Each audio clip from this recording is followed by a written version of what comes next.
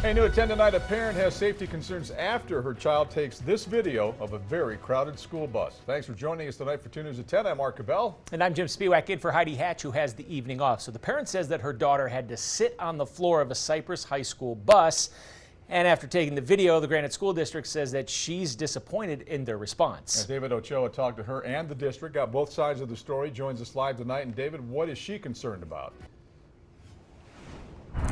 Well, she's concerned about safety and what would happen if a bus with that many students on it got into an accident. This video, sent to us by a concerned parent, shows a lot of kids on a Cyprus High School bus. The video was taken by her child, who says kids were all over the place. They had students that were standing in the very back of the bus as well as sitting on the ground. There were students sitting on top of each other's laps and just making it kind of chaotic. The parent, who wants to stay anonymous, is worried about safety.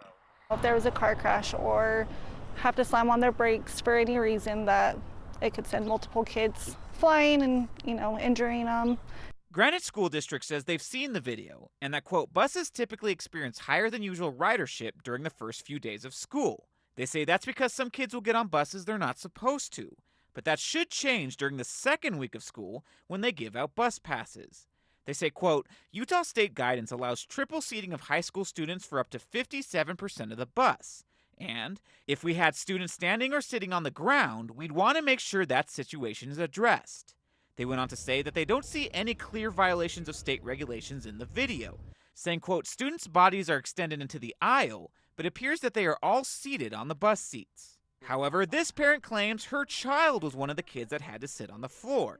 And as for the reasoning behind the crowded buses, if it's something they see every year on the buses, maybe it should be something that's addressed before school starts. Now, the district says the reason why they give out bus passes on the second week of school is because, quote, frequent enrollment and scheduling changes during the first few days of school. They're confident things will get back to normal on buses next week, but they're still going to monitor bus routes to ensure student safety. Reporting live, David Ochoa, KUTV 2 News.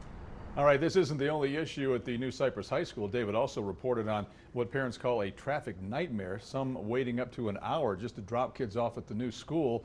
You can find his reporting on that problem on our website. Just go to KUTV.com.